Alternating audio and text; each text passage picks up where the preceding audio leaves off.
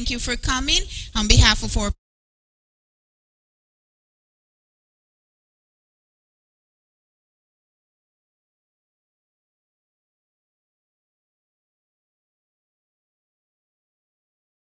May God bless you as you enjoy the atmosphere of our friendly members and have this warm and welcoming relationship with us. God bless you.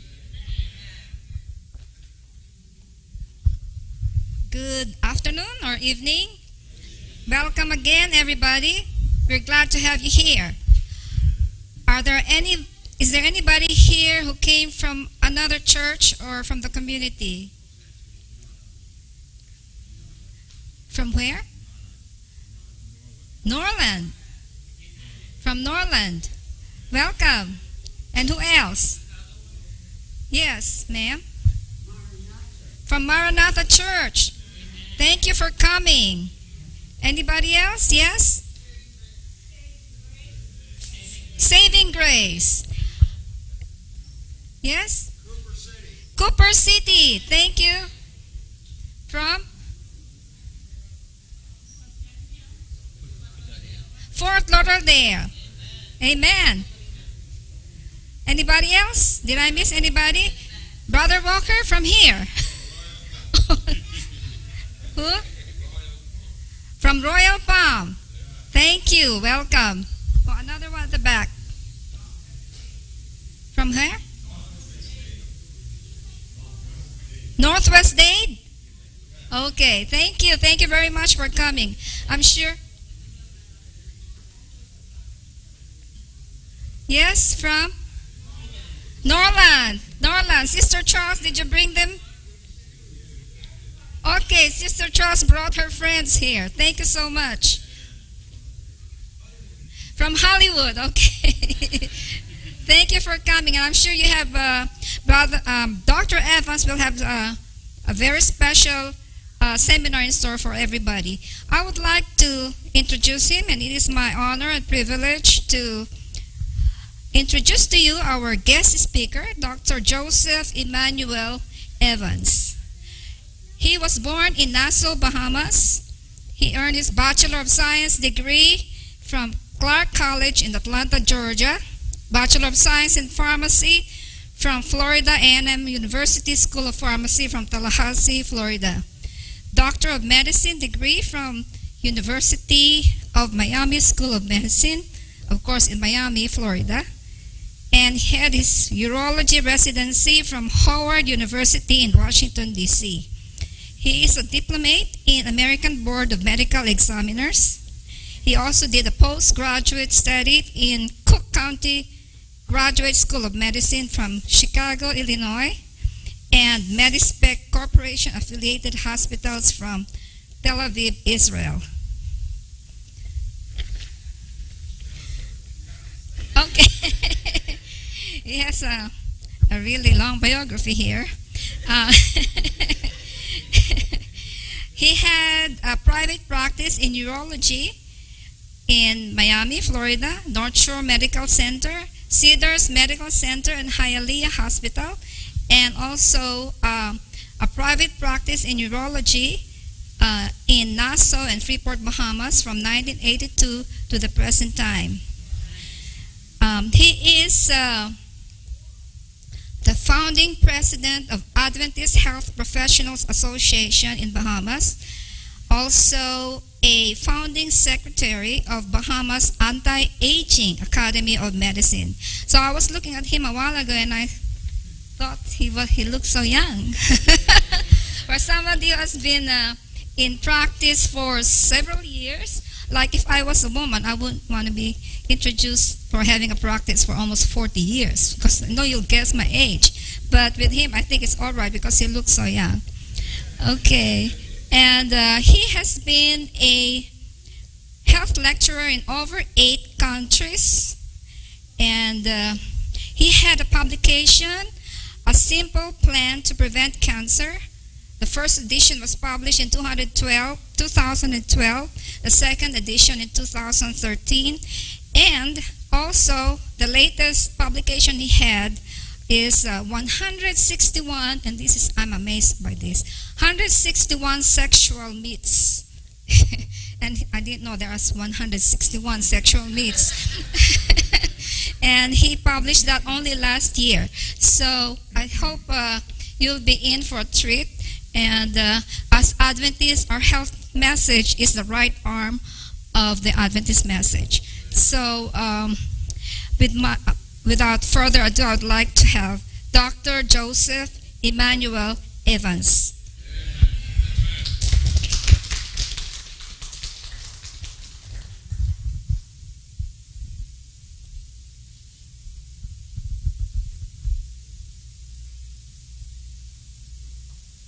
Good evening, everyone.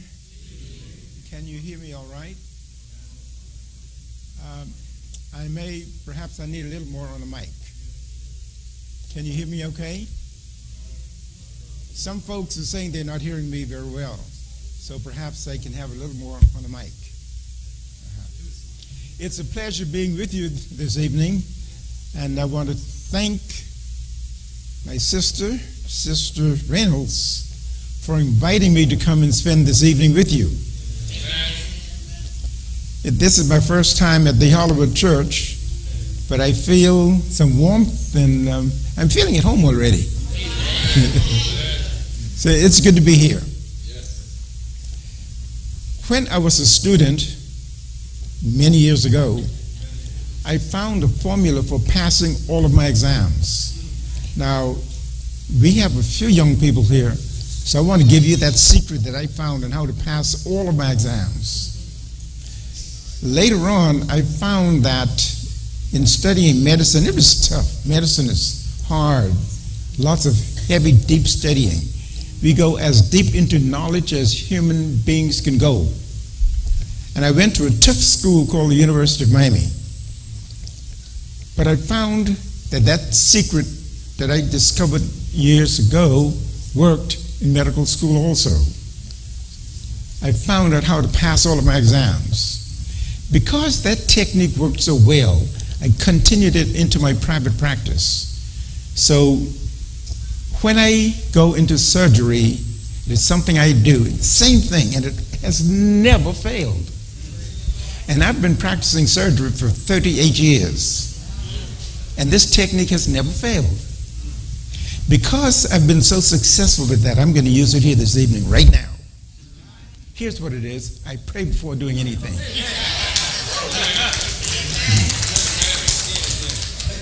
So let's pray.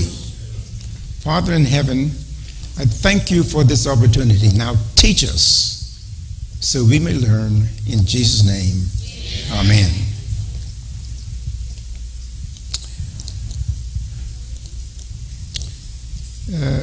Now, I'm going to make sure that technology is working. If it isn't working, we have an expert in the back there who I'll call on. And I'm trying to change my slides, but the slide's not changing. So,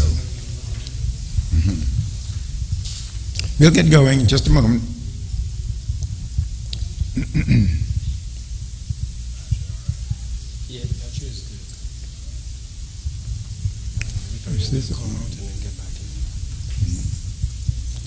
We'll get going in just a moment. Just hang with us. While that is being done, I want to mention that my talk with you this evening is concerning the prevention of cancer. Cancer is a bad word. The word cancer strikes fear in the heart of most people. And cancer is a devastating killer worldwide. Even in my little town of Nassau in the Bahamas, cancer is reaching epidemic proportions. As a urologist, I see men with all kinds of cancers, but particularly prostate cancer, and lots of it. I see it every day. Why in the world is this cancer so common? Can we do anything about it? Can we prevent it? If it is possible to prevent it, I dare say that when you leave here this evening, you will know whether you can prevent it and what you can do simply to prevent yourself from getting cancer. Now, I'm not here to sell any products this evening, so I'm not going to hawk any products to you. There are a few things I'm going to mention that perhaps you should use, but I'm not here to sell anything but information. And hopefully, I will give you information that you can use. But what is this thing called cancer? What is it? Cancer is nothing more than cells or tissues in the body growing and multiplying out of control. Anywhere in the body where tissues are growing and out of control, that's cancer. One of the characteristics of cancer is that it tends to spread from where it starts and spreads into other parts of the body and ends in death. Now, we have identified something like 200 different cancers in the human body.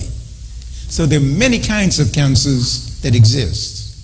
Some are better known than others, but there are many, many, many hundreds of cancers that can exist in the human body. But who gets it? Why do people get cancer? This is the big question. Some scientists have spent their entire lifetime trying to figure out the answer to that question. Why do people get cancer? Who gets it? Who are the people that get cancer? Anybody can get cancer. Lawyers, doctors, Indian chiefs. And if you're not a chief, peasants, ordinary people, anybody can get cancer. And you don't have to be old to get it either. Young people, especially today, are getting cancer just like the older people who used to get cancer. Young people today are getting cancer too. Breast cancer in women is a cancer that we used to think only old women got it. Well, today, young women are getting breast cancer just like older women. Why are they getting it? Listen up. There are all kinds of theories as to why people get cancer. As I said, some scientists have spent their lifetime trying to figure this out. So they've come up with all kinds of theories. I think our screen just went blank. All kinds of theories scientists have come up with to explain why people get cancer. I want you to notice the first on the list on the screen says low oxygen tension. I am mentioning this first of all because this is a very, very important key to the question of cancer. Back in around 1926 or thereabout, a scientist named Otto Warburg figured something out about cancer. He discovered, and he figured out ways of doing this. He figured out that if he could lower the level of oxygen in tissues 35% or more, the tissue turned to cancer. If he raised the oxygen level back up to normal, cancer disappeared. As a matter of fact, he was able to reduce and get rid of cancer at will. Now, ladies and gentlemen, do you understand what I just said, that oxygen has something to do with cancer? But let me surprise you by telling you, you just learned something most doctors don't know. As a matter of fact, if that is the case, let me ask you this. When was the last time you heard of a doctor using oxygen in treating cancer? Have you ever? I wonder why. I'll tell you why. Now, don't tell anybody I told you this. This is only for this audience. It's too cheap. Did you get what I said? Oxygen. So, this great scientist discovered that oxygen had something to do with getting cancer. His discoveries were so great that he won 2 Nobel Prizes. He was nominated for a Nobel Prize 46 times. Adolf Hitler. Now, we've all studied about Hitler in history. Hitler in Germany protected this fellow who was a Jew. You know, Hitler killed a lot of Jews. He tried to kill all the Jews, but no, he would not do it to this one. This scientist was so great and discovered such great things, including this thing about oxygen and cancer. Hitler actually protected him. So this was a great discovery. But if you go back to the 1800s, the scientists back then had discovered something too about cancer. They had discovered that fat, F-A-T, that little three-letter word, fat had something to do with cancer. But they couldn't figure out any further than that. They didn't have the modern instruments and modern labs like we do today, all that type of thing. But they knew fat had something to do with cancer. But in 1926, this fellow came up with this oxygen idea. But he couldn't connect fat and oxygen. He couldn't put them together. But since then, scientists have continued to study cancer. Some people say, well, if you don't have enough minerals, in some situations that's true. And we doctors tend to blame viruses on everything. If we don't know the cause of something, we say it's caused by a virus. And indeed, some viruses may trigger some cancers. But is it the real cause of cancer? Is it the basic cause of why people get cancer? Some people say, well, we inherit cancer. My daddy had cancer, my mama had cancer, I've got a sister with cancer, a brother with cancer, so I inherited it. Well, if it's inherited, there's nothing you can do about getting it. So something's wrong with that theory. I have, my wife had a sister who died from cancer. She had a brother who died from cancer. She has one remaining sister right in Miami who's presently fighting cancer. She has 4 brothers who have cancer. And a few years ago, she came down with a lump in her breast. What was the first thing you think she thought? I've inherited cancer. I didn't buy that theory, so I told her, I don't think you inherited cancer. I said, as a matter of fact, we're going to find out if you can prevent getting cancer, and if you have it, we can get rid of it. By the way, this evening when you leave here, I want you to be able to say the same thing. Well, now, a few years later, she is lump-free. She does her mammogram every year, which is negative. No lumps, no nothing. Her breasts are fine. So that theory about inheriting cancer is not usually true. As a matter of fact, we can only blame about 5 to 10% of cancers on heredity. So by and large, cancer is not inherited. So there must be some other reason why people come down with cancer. But there are all kinds of theories as to why people get cancer. Some say, well, it's because of the electromagnetic waves in the air. Some people say, well, the chemistry of the body goes haywire. Hormones in the body are not balanced, and there are all kinds of theories. But listen, folk, it's a little more, I would say, more simple than that. It's simpler than that. If we look at the scientists, what they're telling us, we would conclude that cancer is so complicated even the scientists don't understand it. I disagree with that. Now, I've been treating cancer on a daily basis for almost 40 years, and I've learned some things about cancer, and I'm happy to pass on to you what I've learned. But let's look at a few facts about cancer. I mentioned a moment ago that there are something like 200 cancers that we've identified.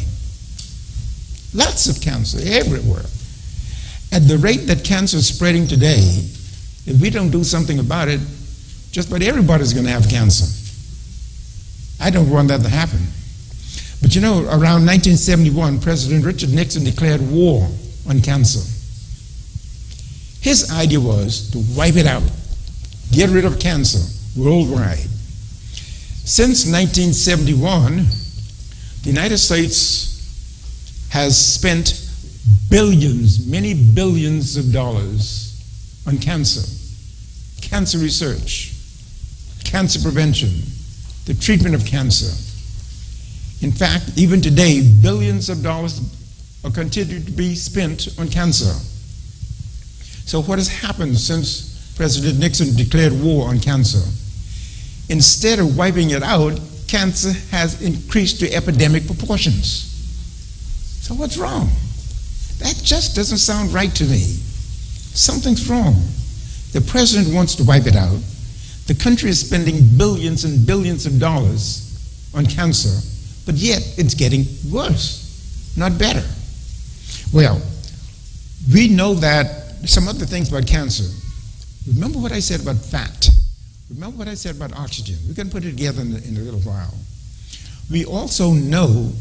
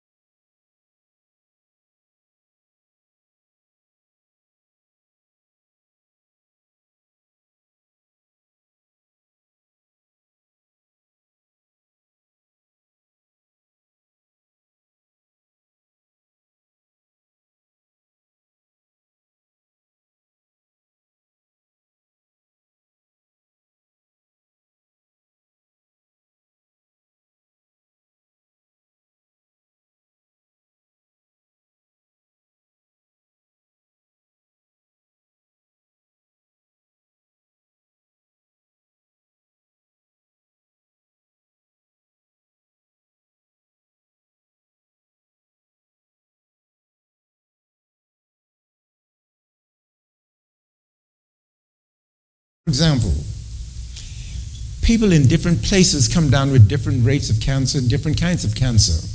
Now, in referring to where people live, by the way, doctors like to use big words. So if I'm using some big words that you don't understand, just say, hey, hold a minute, define that word. Demographics is the first big word I'm going to use. Demographics refer to where you live. Now, for example, there was a time when Japanese men in Japan did not get prostate cancer. I mean, they just didn't get prostate cancer in Japan. If a Japanese man left Japan and moved to the United States, he'd come down with cancer just like American men. So what's the difference? A couple of years ago, I attended a high-powered urology conference, and the top urologists from around the world attended this conference. I asked one of the Japanese scientists, is it true that Japanese men are still not coming down with cancer? He said, no. Japanese men are now coming down with cancer in Japan. I said, oh, what has happened? Anybody figured it out? He said, oh yes, we know why. Somebody brought it to town, and we know exactly who brought it to town. So, of course, I asked him, who was that? Who brought it to town? And he told me who. Now, I have to be careful calling names when I speak in public. But I'm going to tell you the name that he gave me. Mickey D. Now, I don't know if you know Mickey D. Now, some of you obviously do. Some of you don't. Listen up. Some years ago, Harvard University did a study of prostate cancer in Kingston, Jamaica, because Kingston has a very high incidence of prostate cancer. One of the things they discovered in Kingston was that there was a fried chicken franchise that sold more fried chicken in Kingston than anywhere in the world. Is there a connection? Well, I can tell you this. A number of countries around the world are now running the fast food chains out of town. They are producing so much fatty stuff that if you look at the growth of fast food chains in the various countries, you'll find that the rate of cancer in those countries parallels the growth of the fast food chains. In fact, if you go to the hamburger joints around town and collect the drippings under the grill and paint those drippings on animals, the animals come down with cancer. In the evening when I leave my office and I'm driving home, I see cars lined up at these places. And what do I say to myself? There go my future patients. It's one of the reasons doctors like me can't go out of business. People won't let us go out of business. They won't even let us retire. I just mentioned about family history. Cancer is by and far not inherited. There's something about it that's why people get it, but it's not passed down. So why then would a mother, father, children, grandchildren, brothers, sisters, why they all tend to come down with similar cancers and it's not inherited? The answer to that is simply because they all live a similar lifestyle and eat the same bad stuff. That's why they all come down with the same kind of cancer. But inheritance? No, that's not it. Some people blame it on things in the environment, pollution. Some of those things are triggers, but they are not the root cause of the cancer. So there must be something else. Now, if you want to really get a grasp of this thing about cancer, there are a few concepts you have to get a little hold onto. Now, I mentioned this thing about oxygen. Oxygen has something to do with cancer. Well, I want you to know that when you eat your food, and the reason for eating your food is to provide energy for the body. When you put your gasoline in the tank of your car, you put it in there so that the car will have energy. Now, we know that oxygen is important for every tissue and every cell in your body. Your body, your tissues burn oxygen as fuel. So your oxygen is your tissue's fuel. Cancer cells don't burn oxygen. Interesting. Cancer cells don't burn oxygen. Cancer cells burn sugar for energy. So there's a difference between normal tissues and cancer tissues. So we're going to stick a pin in that for the moment. But back in 1926, when this scientist discovered this thing about oxygen, he noticed a couple other things. Oxygen makes the body what we call alkaline. Now, alkaline is the opposite of acid. When God made us, He saw fit to make our bodies slightly alkaline, not acid. As a matter of fact, if your body becomes just a little acid, you can be ill. We know that every illness known must have an acid body to exist. Every illness. Any illness a person has, if you test that person's body, is acid. The interesting thing about that is, it's a very simple and quick thing to do to test the body if you want to find out if you're acid or alkaline. Here's how it's done. Now, those of you who've studied chemistry know what I'm talking about. There's something called litmus paper. All right. It's a little strip of paper that if you put it in any kind of liquid, it will change color. And the color tells you how acid that liquid is or how alkaline that liquid is.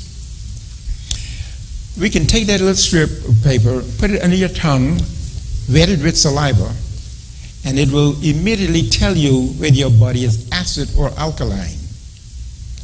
Doctors don't usually do this. It's a very simple, very inexpensive test to do. Maybe that's why they don't do it. Somebody caught on to what I just said. But it's a simple, quick way of testing whether your body is acid or alkaline. Now, we know that cancer requires an acid environment. Cancer requires that the body be in an acid condition. So if that is the case, should you eat what will make you acid? or should you eat what will make you alkaline? Of course, you want to be alkaline. That's the way God made you. He made your body slightly alkaline. But there are a number of other things that you must understand as well. You must have good nutrition to keep a healthy body. If you eat badly, you will get bad diseases. If you eat good nutrition, chances are you will avoid bad things such as cancer. Now, I want to mention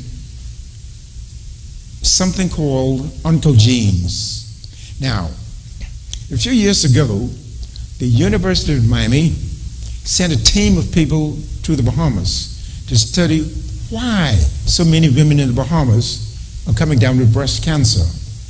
Breast cancer in the Bahamas is an epidemic, one of the highest rates in the world. They wanted to find out why so many Bahamian women are coming down with this breast cancer. Young women are coming down with breast cancer. Well, they did their study and they came to a conclusion. Their conclusion was their genes are the cause of it. They said that according to them, these oncogenes, and that word onco means cancer, the cancer genes were passed down from Africa and were concentrated at this time in the women in the Bahamas. And this is why so many of them are coming down with breast cancer. Well, I disagree with that. And I'm going to show you my proof right now. If those genes were passed down from Africa and concentrated in those women, most of those genes would be expressed in all of those women. What I discovered by simply looking around without doing the mathematics, and if I did the math, I can show you on a blackboard mathematically why this cannot be so. The genes were not concentrated, they were diluted, not concentrated. Let me show you some proof. If you look around in here, right now, you will notice that there's some folk who are dark like me, and some folk who are not as dark as I am. How did that happen? By dilution of the genes. Obviously. So that cannot be the reason. It has to be something else going on. Why so many women are coming down with breast cancer? Oh, I think I know why. You're going to know by the time you leave here this evening, too. Remember what I said about the fast food chains? Do you know of any fast food, the franchise that doesn't sell fatty foods? Think about it. Sounds like a clue, doesn't it? Well, remember I said in 1926, scientists came up with this oxygen thing. In the 1800s, they knew about the fats. The scientist who came up with the oxygen idea couldn't connect it together. He couldn't put the oxygen and the fats together. Around 1950, another scientist came up. Now, this time a lady, smart woman. She figured it out. What she found out was that if the wrong kind of fats in our bodies, oxygen cannot flow as it should. As a matter of fact, every cell and every tissue is covered with a membrane. We call it the cellular membrane. And that membrane consists mostly of fatty material. And if you have the wrong kind of fats in the membrane of the cell, oxygen cannot flow into the cell as it should. Now, what do your cells use for energy? Oxygen. Well, if oxygen can't get in, the oxygen level drops 35% or more, what happens? Man, you're a smart audience. You just figured out how people get cancer. Yeah. If the oxygen can't get in, cancer. Yeah, yes. But what about these fats? What this scientist, by the way, her name, in case someone wants to look it up, her name is Johanna Budwig. Around 1950, she discovered that if you have the wrong kind of fats in your body, oxygen doesn't flow as it should, oxygen cannot get into the cells as it should, cancer. What that lady did was, She figured out a way of getting the bad fats out of the body, put good fats in, and got rid of cancer. She got rid of hundreds of cancers in many, many, many people by simply doing that. Now, this lady happened to be the world's expert on fats. Now, you've heard of things like saturated fats and trans fats and omega oils. This is the scientist who named them those names. So this was the world's expert on fats. But she figured out that people with cancer simply have the wrong kind of fats in their bodies. She figured out a way of getting rid of those fats, and she flooded their bodies with healthy fats. That was the end of the cancer. But she had a problem. She did this and caught a little trouble because she was not a doctor. And she was threatened with being, I don't know, sued or whatever, charged with practicing medicine without a license, without being a doctor. But she was a smart woman. After all, she was a scientist. She went to medical school and got a medical degree.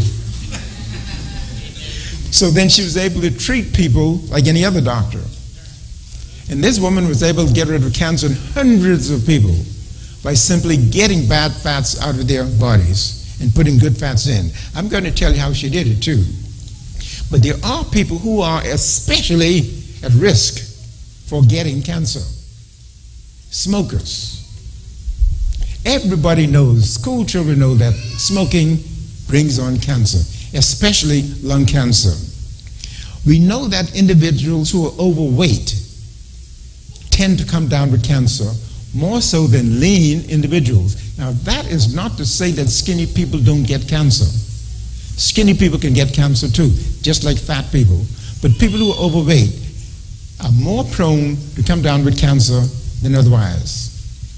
Drinking alcohol can also cause problems in the body. Now, when we use the word fat, we're principally talking about calories. We measure the action, the activity of fat in terms of calories because we're talking about burning, we're talking about energy. If you take in more food than the body needs, the body stores this extra energy as what we call fat. So individuals who are obese simply have more energy stored than other individuals. But having an excess of fat in the body tends to make a person more prone to getting cancer than otherwise. Now, one of the things that the U.S. government did through the National Institutes of Health in its study on cancer was to try to track down why so many men in the United States coming down with prostate cancer. Millions of dollars were spent by the U.S. government in trying to determine why men get prostate cancer. They concluded that there was only one risk factor that they could identify as to why men get prostate cancer. Why? And what was that risk factor? A high animal fat diet. You see, everything keeps coming back to this fat thing, this fat, this and fat. So the only risk factor that the U.S. government was able to identify through the Institutes of Health is that a high animal fat diet is the risk factor for developing prostate cancer. We also know that diets that are low in certain things tend to be high in fats. People who are low in grains, vegetables, tend to come down with cancer. I'll say a little more about that in just a moment. On the screen, I'm showing a picture of a healthy lung and an abnormal lung. And if you take a close look, on the left is a picture of a healthy lung. On the right is a diseased lung, the lung of a smoker. Now, if you take a close look on your right at the screen, you'll see that that lung is covered with tar. No wonder oxygen cannot flow in and out of the body as it should in a smoker. It is no wonder that smokers tend to come down with cancer, all kinds of cancers, not only lung cancer, but many other kinds of cancers as well. And as I mentioned, obesity is a risk factor for coming down with cancer. So if you overeat or eat the wrong things, it is also likely that you may come down with cancer. I'm simply saying that obesity is a risk factor. So I want to ask the question, is cancer preventable? How can you possibly prevent yourself from coming down with cancer? Well, if you do not take in bad fats, you're well on the way to avoiding yourself from getting cancer. If you breathe in good fresh air and lots of it, take in oxygen, you're on your way to preventing cancer. Can we prevent cancer? Well, yes, I think you can. I think cancer is preventable. As a matter of fact, I know that cancer is preventable. I've seen a number of individuals, a lot of my patients, who've taken measures to guard against coming down with cancer successfully. I would like to pause here and say to the men among us, we talk a lot about prostate cancer. Prostate cancer is like any other cancer. It has a cause and it has a prevention. Of course, most prostate cancers are treatable. Many men think if I come down with prostate cancer, my life is finished. Not necessarily so. If you have prostate cancer, there's a lot that can be done. If it is caught early enough, it can be cured. So the key is, if you have it, find it early. Completely curable. I happen to be one of those urologists who believes that late prostate cancer is treatable. Now, prostate cancer spreads from the prostate into other parts of the body, particularly the bones of the body. That is what we call a stage 4 cancer. And we stage it in 4 stages, 1, 2, 3, and 4. 4 being the worst that it can get. Many urologists will tell a man, if you have stage 4 cancer, what you should do is, whatever you can to be comfortable, bide your time and make your preparation. I tend to feel a bit differently. And I say that because I have had men come into me emaciated, that is, skin and bones, so to speak, no appetite, extremely painful, cannot walk. I've had men come to me whose doctors had told them they would be gone and told their families they'd be gone in 2 weeks. It's like saying, and we have a way of saying that in the Bahamas, we say that they have a foot in the grave and the other foot on a banana skin. Almost there. And can anything be done for those men? We have a test for prostate cancer called a PSA, prostate-specific antigen. The normal level for that is from 0 up to 4. When that test approaches 4 or above 4, it is likely to be prostate cancer. I've had men come into me with PSAs 2,000, 5,000, 8,000. I think of a gentleman who came into me very bad shape. His doctors told his family he'd be gone in a matter of weeks. He came in very afraid, just wanted to know, can anything possibly be done? In checking this man's bones, he did a bone scan, he had cancer in every bone in his body, from his skull to his toes. Yes, I think his doctor was pretty much somewhat right when he told his family that this man will be gone in a matter of weeks. Well, I can tell you, several years later, that man was walking into my office just to check to see how I'm doing. Now, how did that happen? Well, I formulated a product for the treatment of advanced prostate cancer. By the way, if you check, you'll find that there's nothing available anywhere worldwide for the treatment of advanced prostate cancer. We say if you get stage 4, keep you comfortable, keep you out of pain, pretty soon you won't have a problem because you won't be here. I disagree with that. Just as I believe cancer can be prevented, most cancers are treatable. I'm emphasizing prostate cancer because that's something I deal with on a daily basis. The product I told you about cuts through prostate cancer like a hot knife cutting through butter. I have men come in. They look like death. They end up doing very well. For years they're doing very well. No cancer in sight. So cancer is highly treatable as well as being prevented. But you know, the American Institute for Cancer Research says that 30% of cancers can be prevented by not smoking. So if you don't smoke, 30% of cancers have been wiped out. If you eat right, 40% of cancers can be prevented. This is what the American Institute for Cancer Research is saying. So if you eat right and don't smoke, you have already avoided 70% of cancers. That's pretty simple, isn't it, folks? I'd say so.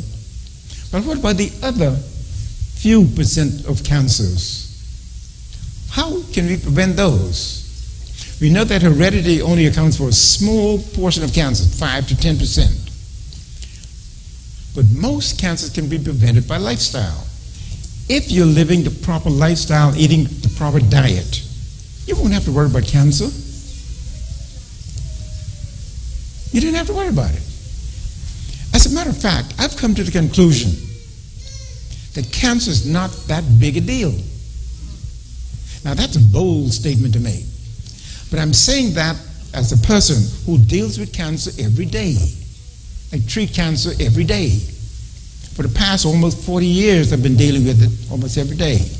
I've done innumerable numbers of operations on people for cancer. But I've come to the conclusion, cancer is not really a big deal. So what is it? I think it's a big business. Now, why do I say that? Imagine with me that you can prevent yourself from coming down with cancer. If we all prevent cancer, what would happen? Do you know how many hospitals will go out of business? We'll wipe out a specialty called oncology. Can you imagine how many doctors would have to change their specialties if we wipe out cancer? And I don't think it's impossible at all. I think it's very possible, and it's very doable, and it's not that difficult to do. Well, what I did was, in all of my experience, almost 4 decades of experience, and with my studies that I was taught and not taught, and investigations on my own, I put together a plan that if this plan is followed, it will help you in preventing yourself from coming down with cancer. Now, what I told you earlier about fat and oxygen, alkalinity, that's chemistry and all that, was to tell you that I put that all together in a plan. If you follow this plan, your bodies will tend to be alkaline, not acid. You'll take in a lot of oxygen, which is needed. And you'll get rid of the bad fats and put good fats into your body. And if you do that, you're well on the way to preventing yourself from coming down with cancer. Now, how difficult is it to do this? I don't think it's difficult at all. Let's take a look at it. The first thing you should do is to drink lots of water. Now, what does water have to do with preventing cancer? Your body is almost 70% water. So the most abundant thing in you is water. The most important thing in you is water. Everything that happens in your body takes place in water. So water is important. Drink lots of water every day. I know. Some of us go 2-3 days without drinking water. That's not good. God had a reason for making you mostly water. It's important. Drink lots of water every day. And it's a good thing to get into the habit of making your water, drink your water in a way that will help to make you alkaline. Here's an easy way to do that. Put fresh, and I repeat, fresh lime or lemon juice in your water. That will help to make you alkaline. Now, I know someone is probably thinking right now, wait a minute, lime juice, lemon juice, that's acid. How am I going to drink acid to make me alkaline? Well, the fact is, yes, that's ascorbic acid, better known as vitamin C. But how is that going to make you alkaline? That shows how smart your maker was when he made you. When you drink that, we doctors say it metabolizes. The way it works, it makes you alkaline.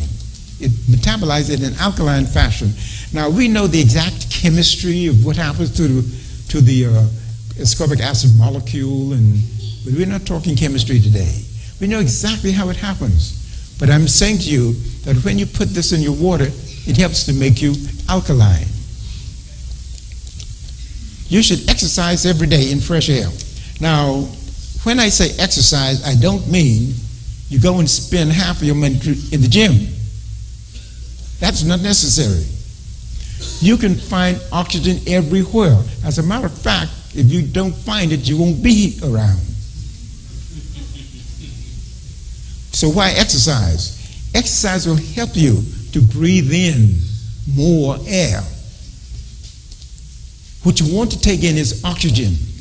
Now, I'm fortunate because I live in the Bahamas. I lived in Miami some years ago, but I now live in Nassau. So in the Bahamas, you're never far from the sea. So the best place to get oxygen is at the seashore.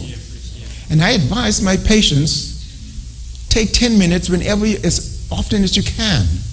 Go to the seashore for 10 minutes and just breathe in fresh air. It's cheap. As a matter of fact, it's free. It is so important that God made it available to everybody and made it free. I'm going to tell you this story about this oxygen thing. Some years ago, there was a man in Palm Beach County, who made little machines that generated pure oxygen. And he told me that this little machine can be a lifesaver. He said, if you take this little machine, attach a tube to it and put a needle at the end of the tube and stick the needle into a cancer and let this pure oxygen flow into the cancer will disappear. I got a little machine from him, but I never got around to doing what he told me. I'll tell you in a minute why. But I did do something with this. A patient came into me with a huge abscess on his back. Now, according to my friend's theory, oxygen should be good for almost anything. So I said, let me see if it'll make a difference with this huge abscess. I stuck the needle into the abscess, turned the machine on, and this pure oxygen started flowing into the abscess. The abscess just went right down. Wow. Right in front of my eyes, the abscess disappeared. So I said, wait a minute. What would happen if I continue to let this oxygen flow a little longer? So I let the oxygen flow into this area a little longer, and what happened right in front of my eyes, right there and then, all of the tissues just changed. Turned right back to normal. Completely back to normal. Right in front of my eyes. Now, I said, this guy is onto something about cancer. Before I got a chance to test his theory on cancer, he called me and said, Joe, you probably won't hear from me anymore after today. I said, what's going on? He said, the FBI is at my house and they're raiding my house. I have not heard from him since then. So a couple of years ago, I got curious. I said, wait a minute, I got to find my friend. What happened to him? I did some research. I discovered that he is in a penitentiary on the west coast of the United States, and his wife is in another prison on the east coast of the United States. What happened was the FBI arrested him and charged him with practicing medicine without a license. He was not a doctor. He discovered this thing that he is sure would get rid of cancer, but he was not a doctor. Remember I told you about the lady who discovered this thing back in 1950 about the fats? She identified the fats and all that. They went after her in Germany. She was a German. They went after her in Germany. But she was smart enough, even though she was a scientist, she went back to school. She got an MD degree. So they couldn't say she was not a doctor. See? But anyway, this is one of the problems we're faced with, ladies and gentlemen. I believe cancer is preventable. I believe lots of illnesses are preventable. I believe AIDS is curable, easily curable. How do I know that? A very, very close relative of mine came down with full-blown AIDS. As a matter of fact, when I saw him, I hardly recognized him. And this is an individual who was very, very close to me. So what I did, I put my thinking cap on, figured out a formula, got the items that were needed for this formula, had him take my formula, and in 1 month, he was testing HIV negative. I do believe most of our serious illnesses can be prevented, and if you get them,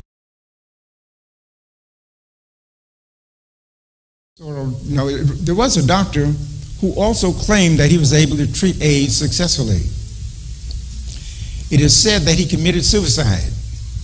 The interesting thing about his suicide was that they claimed that he jumped out of a very, very high window, but his hands were tied behind his back. Now, I don't think it's very easy to tie your own hands behind your back, then jump out of a window. So yes, there are risks in doing these things. I have been asked, aren't you afraid? Aren't you afraid of coming up with that formula for prostate cancer, advanced prostate cancer? No, I'm not afraid. Why? I'm not afraid because the reason I did it was to help my patients. If I give my life for my patients, so what? Jesus gave his life for me. I see no difference. If I'm helping my patients, nothing else matters.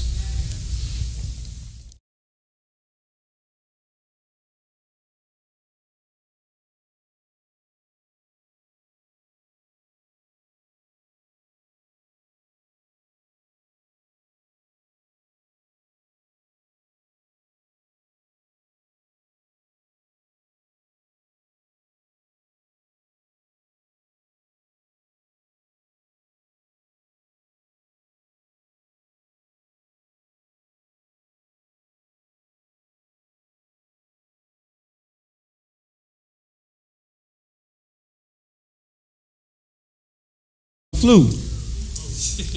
Vitamin C is good. No, it is good for the flu. But let me give an example of what vitamin D will do with the flu. One of my employees came down with the flu, really bad. Red eyes, runny nose, aching joints all over. So I had her take 25,000 units of vitamin D. That night, she took another 25,000 units of vitamin D. The next morning, she took another 25,000 units of vitamin D. But she was at work, feeling fine. The flu's gone. As bad as it was, it's gone. That's what vitamin D will do for you. The point I'm making is, vitamin D is a good thing to take. Now, I have never seen a prostate cancer patient who was not deficient in vitamin D. And I've never seen a woman with breast cancer who was not deficient in vitamin D. Incidentally, prostate cancer, gentlemen, listen to this. Prostate cancer and breast cancer in women It's the same cancer. The same cancer. And I'll tell you something interesting else that I found about those cancers. I've seen thousands of men with prostate cancer. I have never seen a man with prostate cancer who didn't eat chicken.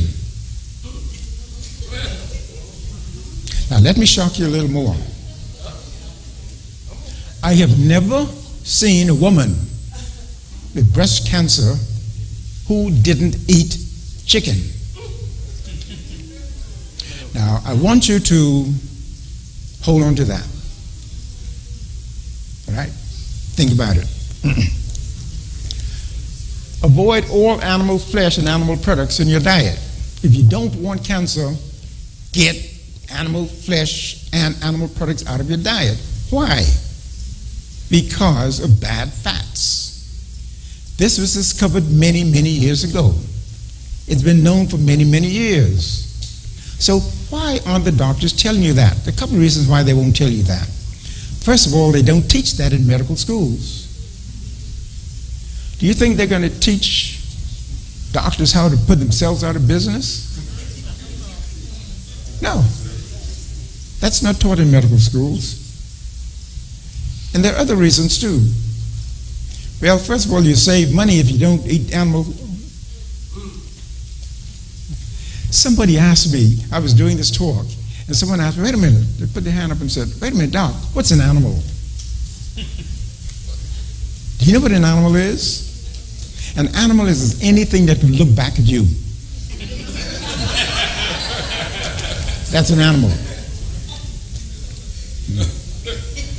Well, you see, this scientist I mentioned, Dr. Budwig, back in 1950, discovered that there are good fats and there are bad fats.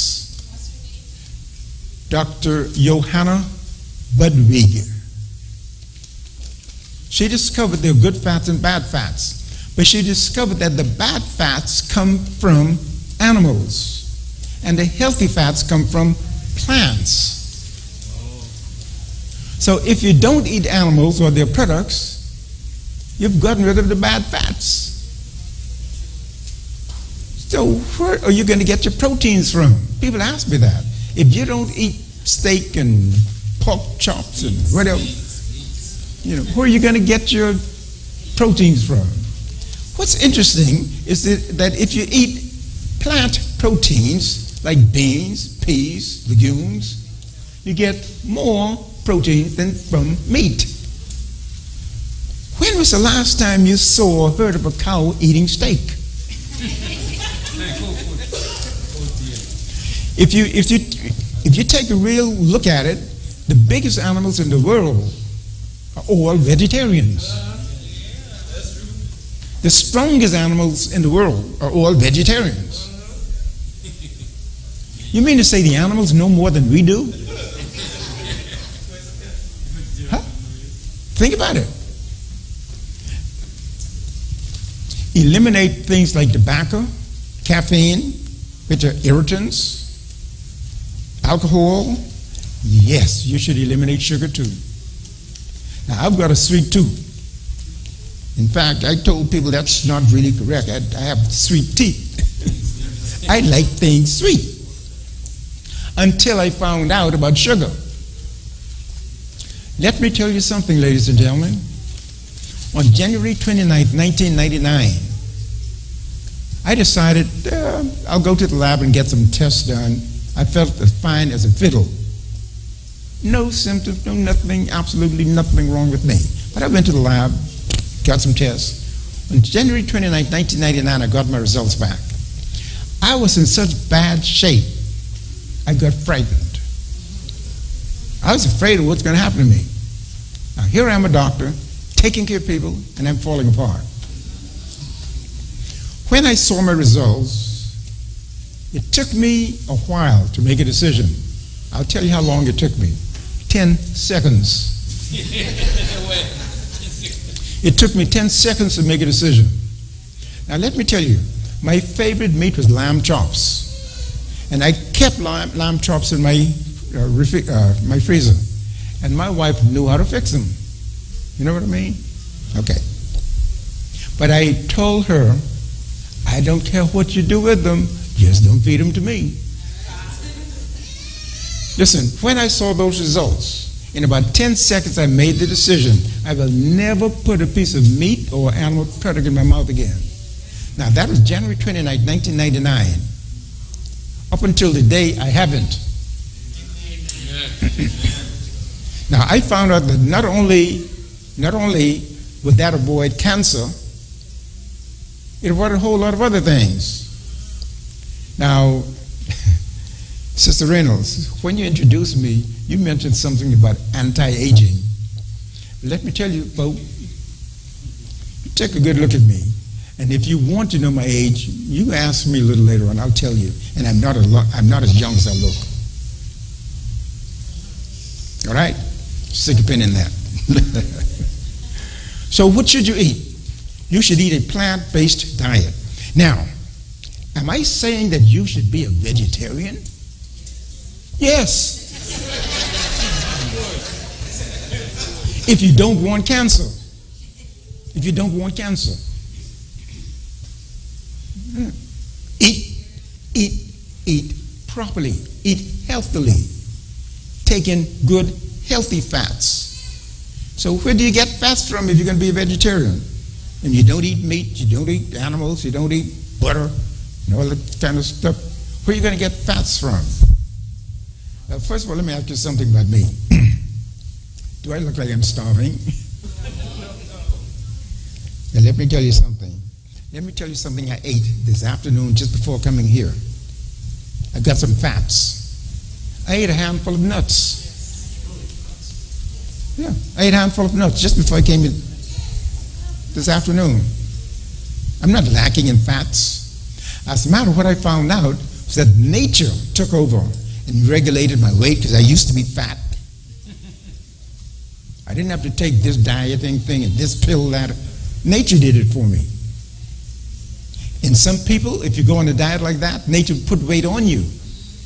In other words, nature will make you what you should be, including preventing a lot of illnesses and diseases like cancer. Get into the habit of drinking freshly made vegetable smoothies, green smoothies. Get into the habit of making green smoothies. Now listen, for the adults. If you work, you slave and labor and work, get a paycheck, spend a little bit of it on yourself. Spend a little bit on your own health. I tell my patients, you've only got one of you, and God gave you only one shot at this life. So spend a little bit on yourself. Now, what am I getting at? You see the thing I'm saying about these green juices, smoothies and what have you? Invest in a good blender. Go to Walmart and buy a NutriBullet. It costs 98 bucks. One of the most important things you can have in your kitchen. And use it. Start blending these greens. Why should you blend them? Because in a liquid form, your body can absorb them easier and more completely. Eat a plant-based diet. Now, I'm going to say a little more about that in just a moment. Get into the habit of taking appropriate supplements. Now, what kind of supplements would I recommend? Number one, vitamin D. Vitamin D is antibacterial, fights infections, antifungal, antiviral. It boosts your immune system. It's important for your bones, your teeth. Vitamin D is important for every tissue in the body. Like I said, every patient with cancer that I've seen has been deficient in vitamin D. So there's something about vitamin D that is anti-cancer. And that's been proven in laboratories over and over again. Get into the habit of taking vitamin D every day. How much of it should you take?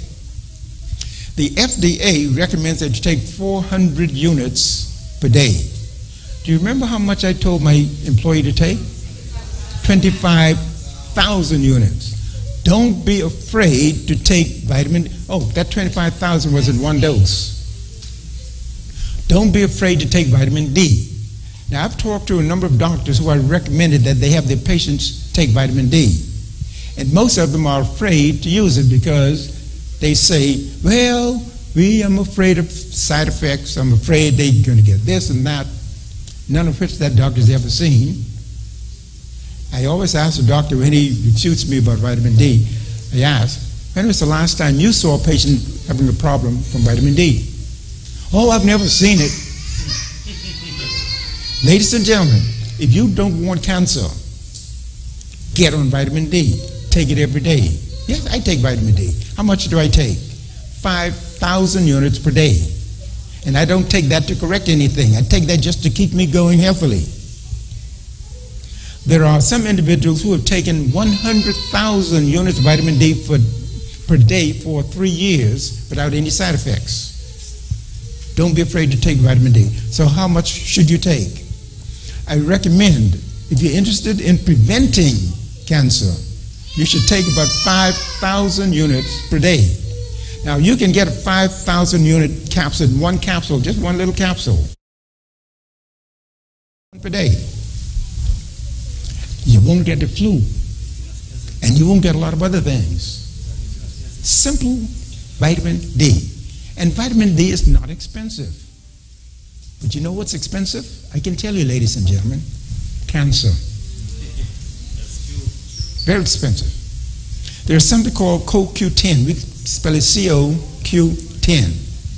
What is CoQ10? CoQ10 is a natural substance that we call a cellular energizer. It puts energy into the cells and the tissues of the body. You'll find that whatever you're doing, you can perform better. Fellas, ladies, you didn't hear that. Your endurance would be better. If you're an athlete, you can perform lots better with CoQ10. Now let me give you an idea of how good this stuff really is. My secretary's sister came down with severe heart failure. Her heart was enlarged, filled her chest. Her lungs didn't have space to expand. Her doctors told her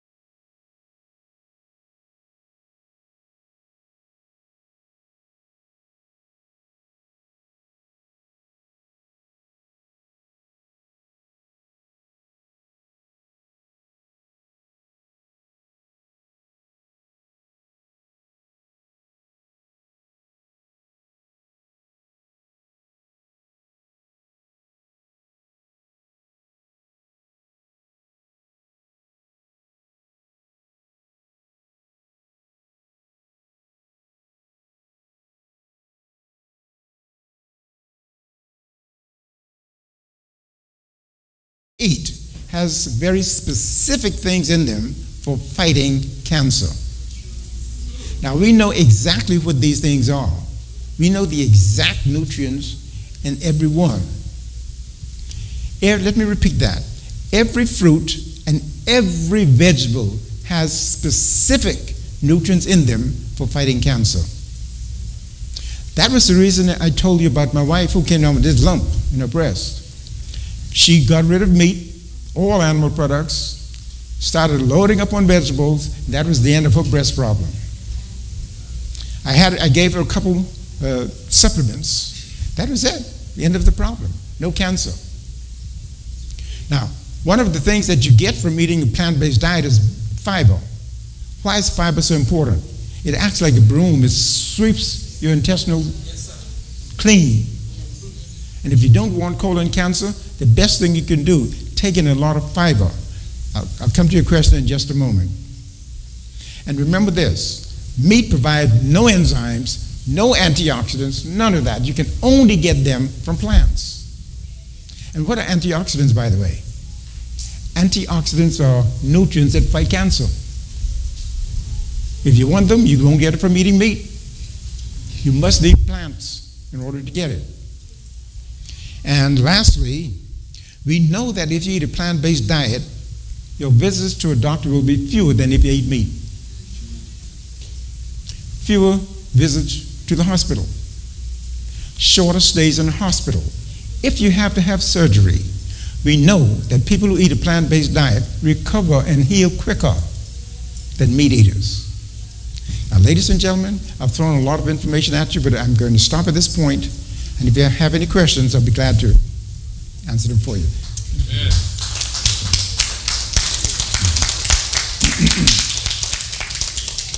Here's a question in the rear. Someone will bring a mic to you. There's a mic coming, so I can hear the question.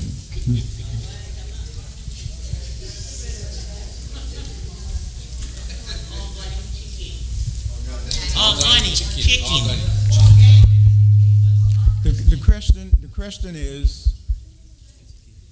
The question is, what about organic chicken? Is that right? Yes. Okay. Yes. What about eating organic chicken? My dear, it doesn't matter if it's organic or inorganic. Did you get my drift? Okay. No, I'm saying that jokingly, but let me say this. Remember I said I've never seen a prostate cancer or a breast cancer patient who didn't eat chicken? It wasn't an issue whether they ate organic chicken or not. I said chicken.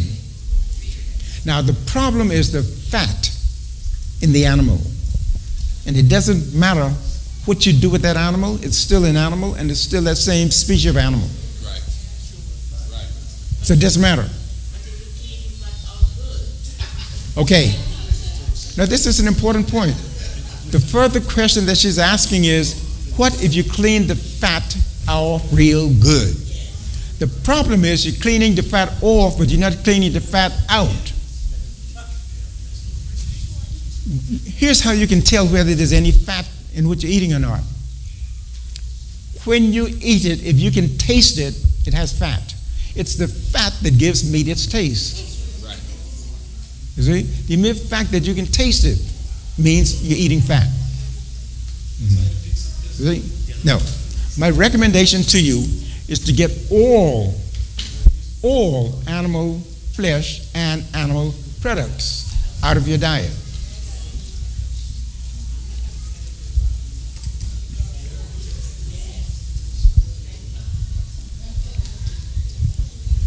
You mentioned something about life. Can you explain that some more, please? The question is concerning vitamin D and sunlight.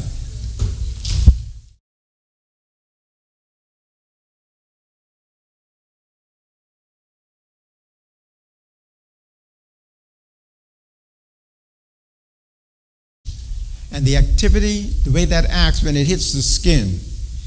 We all have cholesterol in our skin. And when the this ray hits the cholesterol, it converts it into vitamin D. So the sunlight is important. Cholesterol is important. It's important that we have cholesterol. The problem is some of us have too much cholesterol. By the way, my brothers and sisters, cholesterol only comes from one place. Cholesterol only has only one source. If you're having a problem with cholesterol and it only comes from one place, cut off the source. What's the source? Cholesterol only comes from animals. Only comes from, absolutely nothing that grows from the ground has any cholesterol. Now, do you see another reason why a plant-based diet is so important? Thank you. One more question. You mentioned sodium bicarbonate. Does that mean, is it just baking soda that you mix with water and? No. As I said, do not.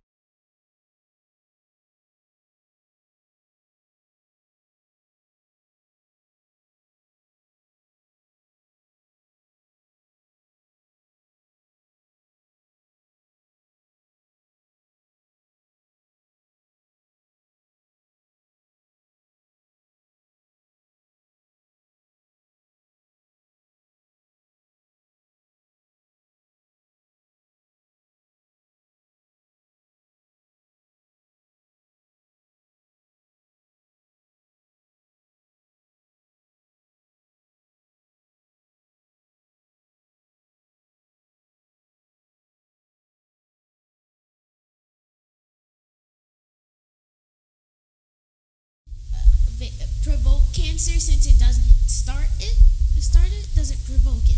Okay, the question is, would pollution provoke cancer? Yes, it can. Now,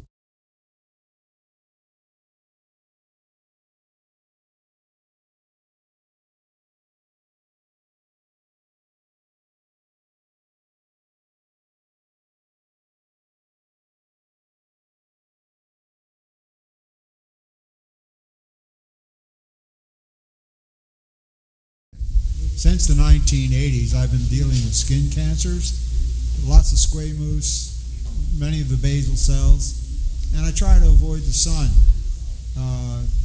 What can I do to prevent having these squamous all the time where I'm getting big chunks of flesh cut out of me? the question is concerning skin.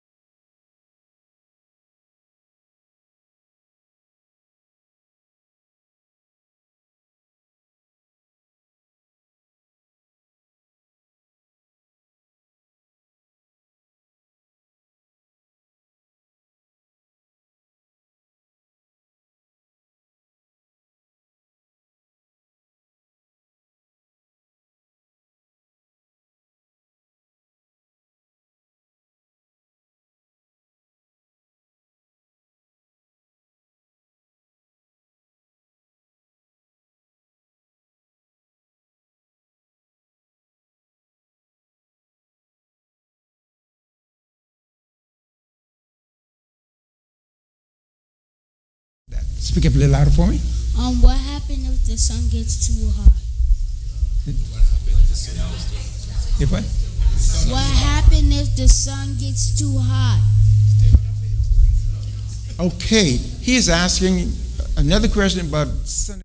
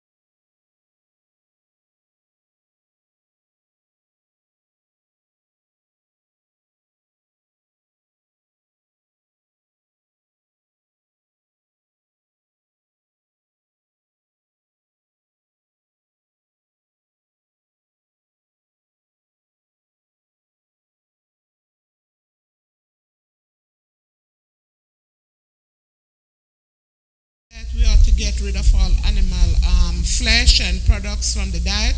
What about fish? Eating fish instead of the animal product?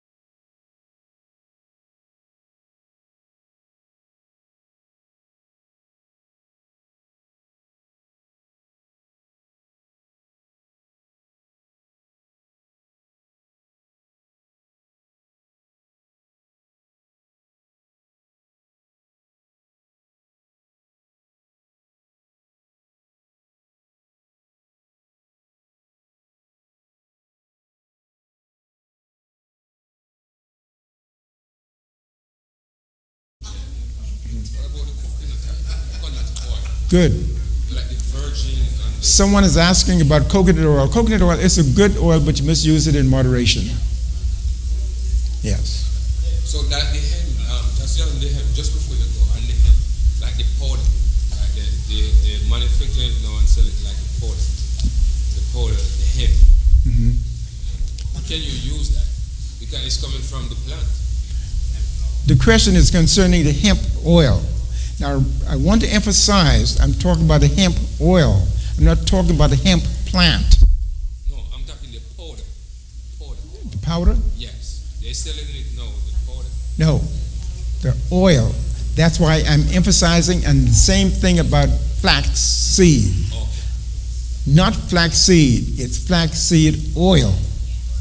There's a big difference in the two. Now, we don't have time to go into all of the chemistry of all these things, but I'm just pointing out that there's a difference, and use the oil. If I'm eating a healthy diet, do I need a supplement, vitamins?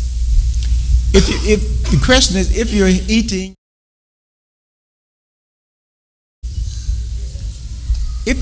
a healthy diet, it is likely that you don't need a supplement. However, because of the kind of environment we're living in, it is likely that you need a supplement. Now, if we were living in a pure environment, no, you won't need a supplement. You know, it's something I figured out about Adam. I figured out that Adam, by the way, I sat down with pencil and paper and figured this out. I don't believe Adam died from cancer. You know why? Same question you're just asking. The kind of environment that existed in the Garden of Eden, if we take the change in the oxygen level of the atmosphere that we live in and extrapolate that back to the time that Adam lived, and you plug into your calculations the change in the concentration of oxygen, you would find that Adam breathed almost pure oxygen. The air in the Garden of Eden had to be perfect. In fact, we know it was perfect because God made a perfect world. That's why Adam was made to live forever. So Adam could not have died. Breathing in that kind of oxygen, he couldn't have died from cancer. There was too much oxygen. He had to die from something else. Okay, I have a question. You said peas and beans have more protein than Meat. vegetable? No, I said that those things like the legumes, first of all, they're healthy proteins, and pound per pound, you get more protein from them than eating meat. Okay. Second one is, can endometriosis cause The question is,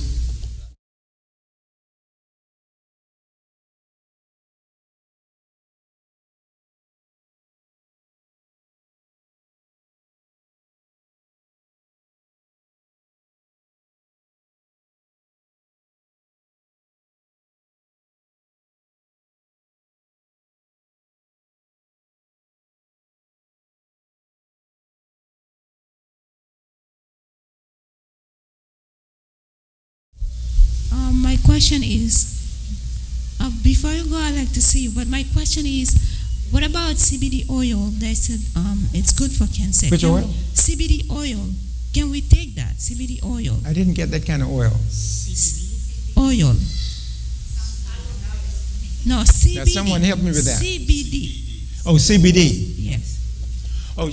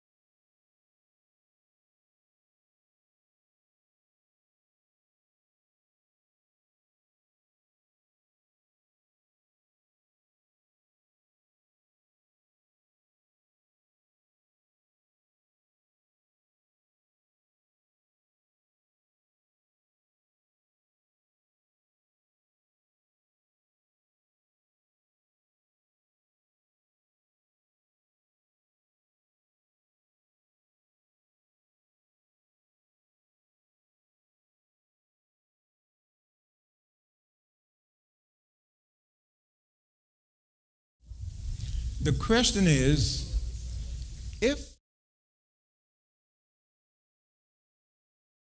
that only eat plants, why is it that the animals produce bad fats? That's the way God made them.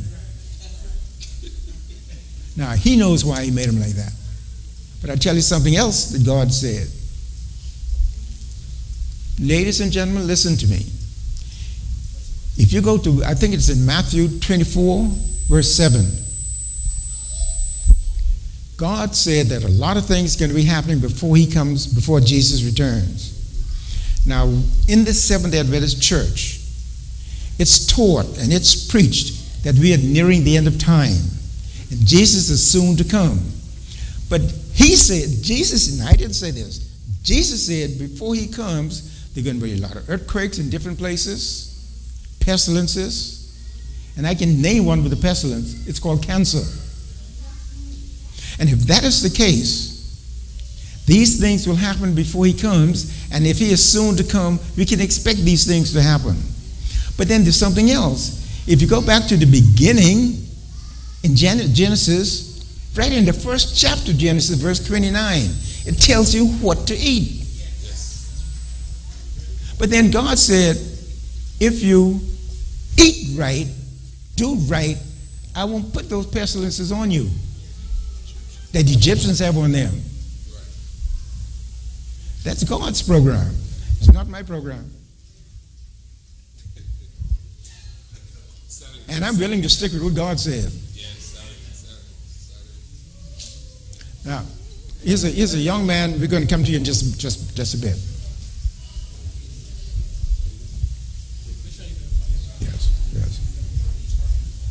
Here's a question from a youngster.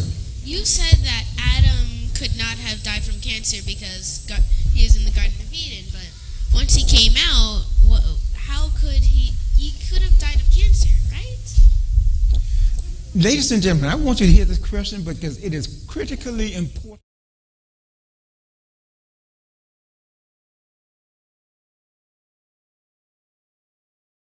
from cancer because the oxygen level was so high. However, he was sharp enough to pick up that Adam may not have died in that environment in the Garden of Eden. He died later on out of the Garden of Eden. Right. At which time the oxygen level, he is pointing out that the oxygen level had changed. And you're absolutely right. But yes, you're right. I agree with you. But when we consider the time period, the oxygen level was still high enough that I think he died from something else. That's the point I'm making. The lady over there. Oh, yes, ma'am. As a vegetarian, how do you take your vitamin B12? I didn't hear you. How do you take your vitamin B12? The question is, how do you take your vitamin? Many vegetarians are deficient in vitamin B12. But it's simple, very simple to correct that. And here's how you do it. You simply take a multivitamin with vitamin B12. That's all. No, really. This is important because here's the thing. Vitamin B12 is stored in the body. You take a little bit of vitamin B12, your body holds on to it. So where do we get the supplement from? Because I was thought they got it from animals. Not necessarily. And as a matter of fact, the different forms of vitamin B12 that can even be manufactured now. Yes. I'm coming to you in a minute. Eh? Okay. There's a question over here.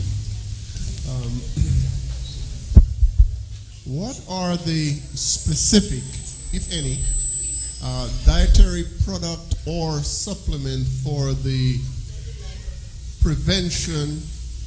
All the question. He's listening.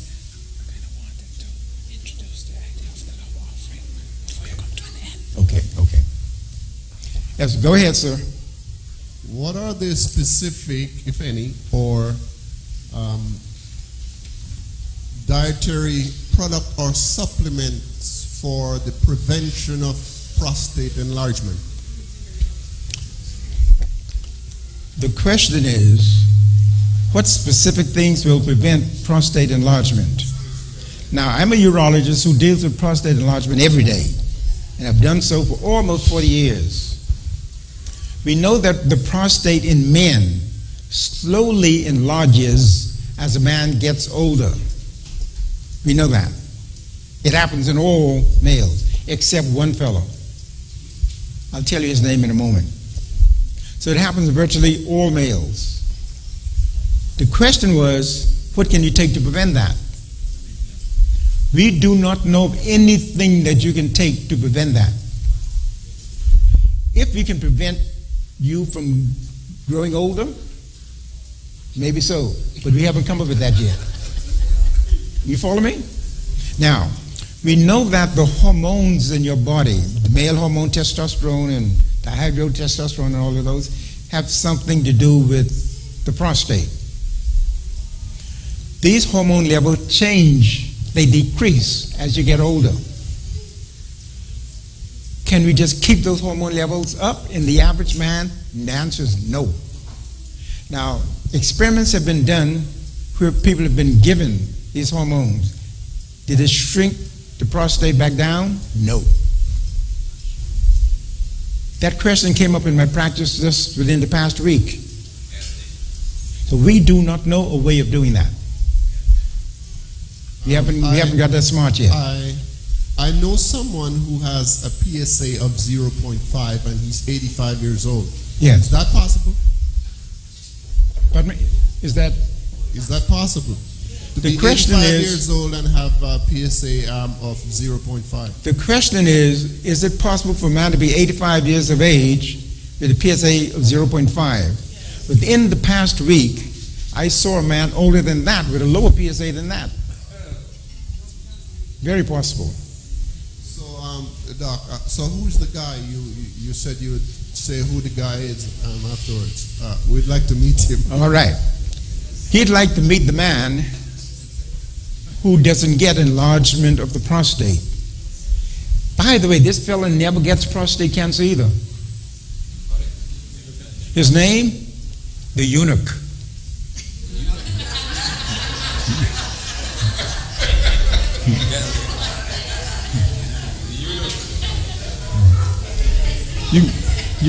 You can cut in at any time. In that case, I don't know. Hello. Who it is. All right, brethren. Pastor, may I take this question from this kid right here before we go further?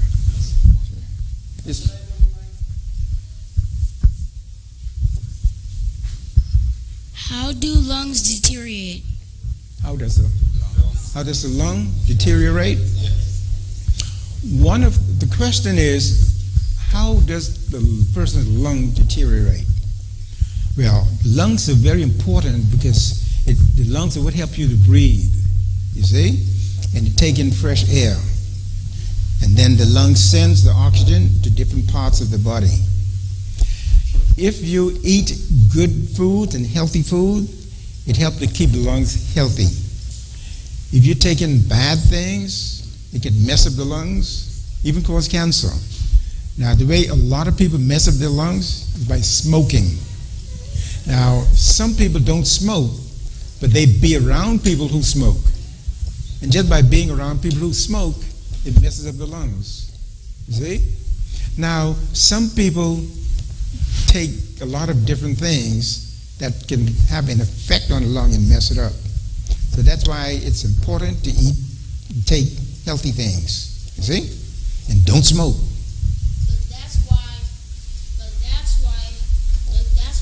When people smoke, it deteriorates the lungs. Mm-hmm. That's right. That's right. So don't smoke. Don't ever smoke. Don't even try to smoke. You see? That's right. Yes, hi. Okay, we know that oxygen is very important. What is your opinion on oxygen bars? Those are places. I'm not sure I heard.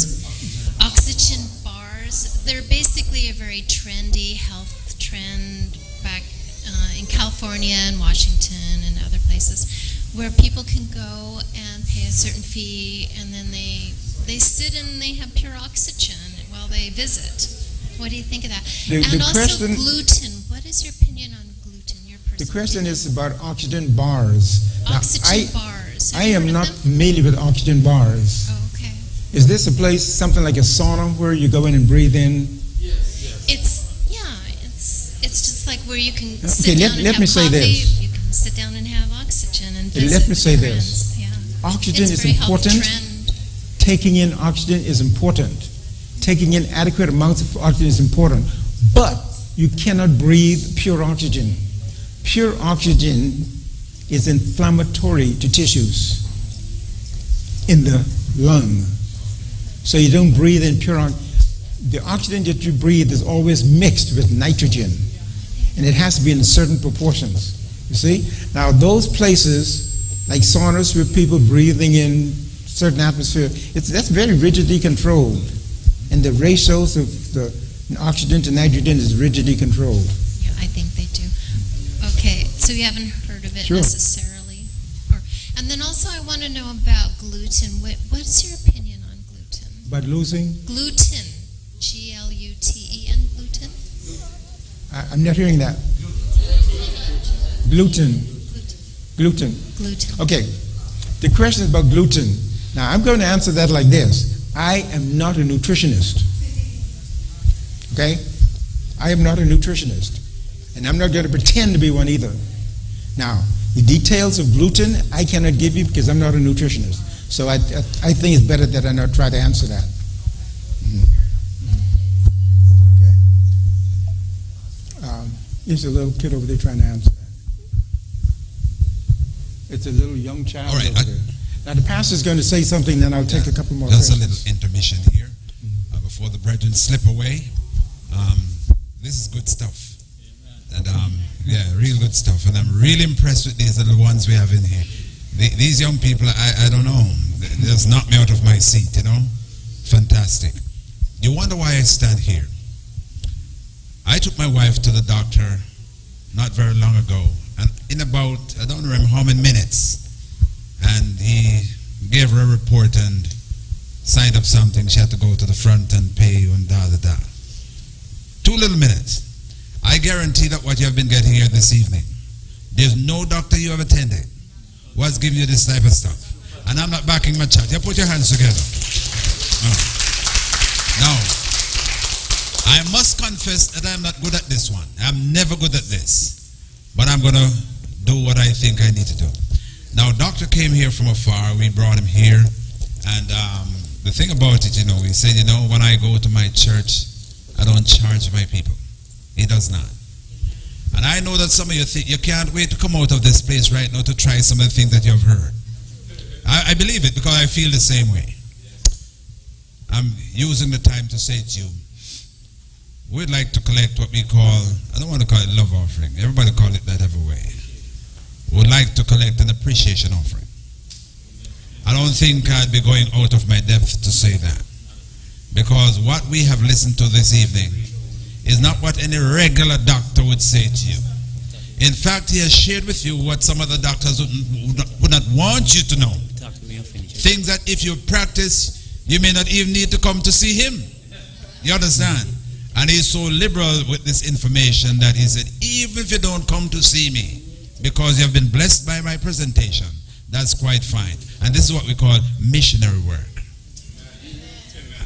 Doc, I am deeply blessed. So you look, you're going to see some men coming down to you with a silver looking plate. If you see them come to you, don't frown at them. And don't say, all I have is so and so and so. You give all you have and the Lord will multiply the blessing. Okay? So don't be upset with them. Smile with them and let your hands smile, your pockets smile, and just smile. And just, yeah. But I think we got good stuff. Real good stuff this evening. I think he has good stuff. Good stuff. Oh. All right? We probably could have a little something.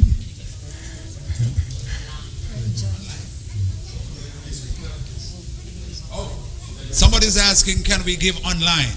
That just in case you're taken off guard. I want to believe so. But I tell you what, after Doc is gone, it won't be our line again. So Doc, if someone wants to... Send it to you. Huh? Send it to you. All right. Send it to the Give church. it to the church. Send it to the church. Yeah. Yeah. Health. No. We're going to put doctor's name in it so that we don't mix up any seminar with any other seminar. Dr. Evans. Call it the Dr. Evans offering. No, this is good stuff you got. I kid you not.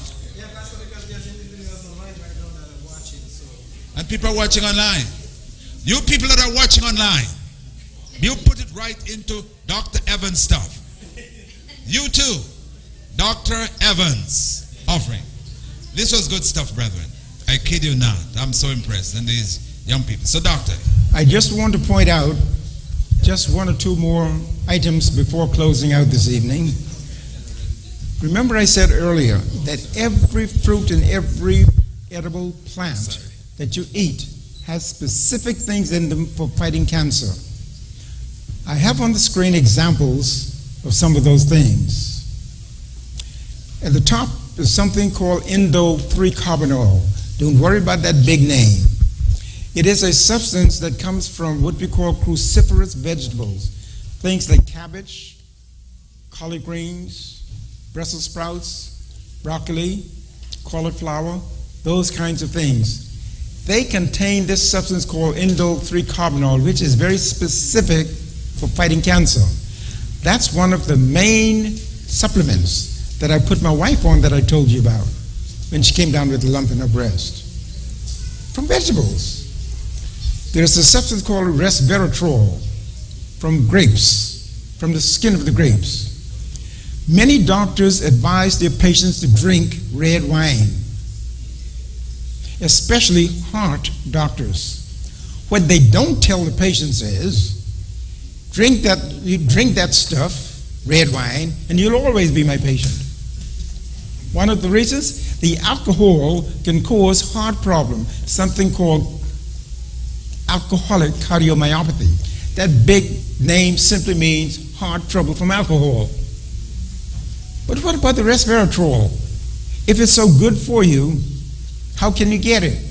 Well, I want to tell you, and I'm asked this all the time, resveratrol is an excellent supplement, and it's a cancer fighter. It's good.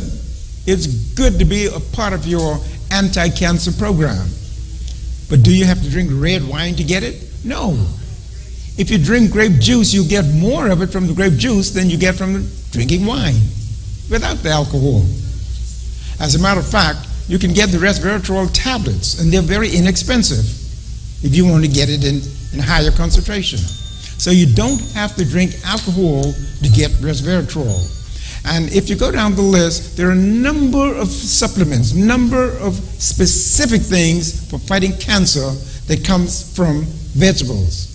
Now, it is said that men need a mineral called selenium.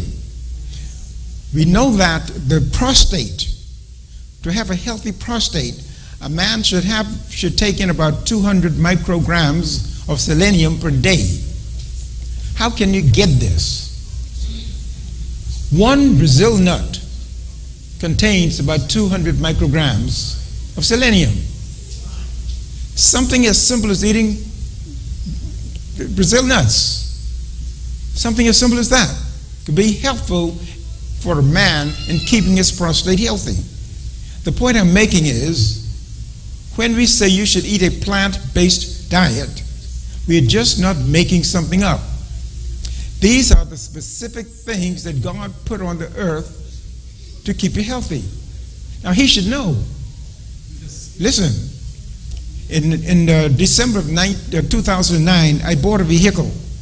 Shortly after getting this vehicle, I started having a problem with the motor. Very little power. The car would hardly take off. Something's wrong. I said, uh-oh, I bought a lemon. So I went back to the dealer, and I told them what was happening. They asked me one question. They said, what kind of gas do you put in your car? I told them I always buy gas X. They said, that's your problem. You should be buying brand Y. From then until now, I've always bought brand Y. And the result, from then until now, and I'm still driving the same vehicle, not a minute problem. So what am I saying? I'm saying, if the one who made that car can tell me what's good for the car, if I want to find out what's good for me, I'm going to listen to who made me. Now, we have instructions about what we should put into our bodies and what we should not. And I can tell you, ladies and gentlemen, I've proven it more times than I can count. If you go by God's original plan for the body, you cannot lose, including keeping cancer out of your life. So, ladies and gentlemen, it's been a pleasure talking with you. I do hope that you've learned something this evening.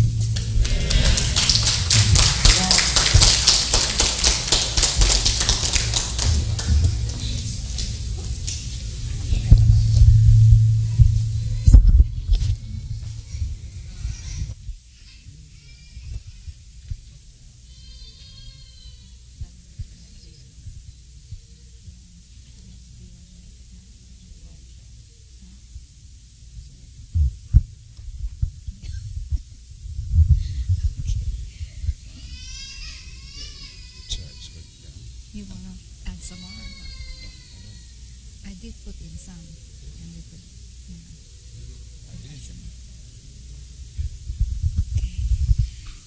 Thank you very much, Dr. Evans. We really appreciate all the information that you have given to us. And we hope that those of you who came here would make a lifestyle change. Because this is for naught if we do not change anything in our lifestyle. I remember when I was 9 years old, I went to church, and one of the doctors was talking about smoking and lung cancer and all of those things, and it stuck in my mind. Because a lot of times, we tell our kids don't smoke because we are Adventists. But that's not the point, yeah? It's because of health. Okay. Well, again, thank you very much. And let's give Dr. Evans a big hand again. Doc, I know you're finished, but if I could get a late question in. Regarding water, I drink a lot of water, but the water that I tend to use, no, I don't like the one that they call Zephyr Hill. It just stays so heavy. Most people seem to drink it, but I tend to take the one that is purified by reverse osmosis. It has a sharp, cool taste. Is there any problem there? No, I don't think that's a problem. Now, I'm not going to start mentioning brand names. There's some waters I don't drink because I don't like the taste.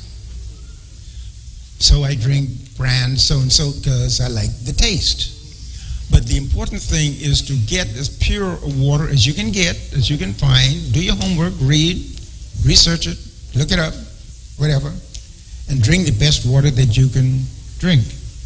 We drink lots of water every day.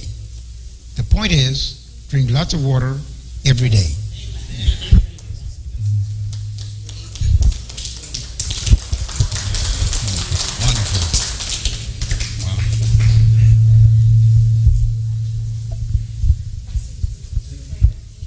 All right, brethren, we have had a very, very enriching evening. What a way to end the Sabbath. Doc, I want to add my quote of thanks to you for coming and sharing your wisdom so freely. And one thing is very admirable, Doc, is that you were forthright enough. We could see that you were not hiding wisdom from us. You gave us information that will cause us not to see you. And not many doctors do that. And that is commendable. And we hope the next time we're going to make sure that the house is full to benefit from all of this. There are so many things going on all over the place. And thanks again, Doctor, for coming. And I personally, and I think I can speak on behalf of the brethren, we are truly blessed and enriched. I'm going to invite the congregation to stand at this time. They have spent a long day, and we're just going to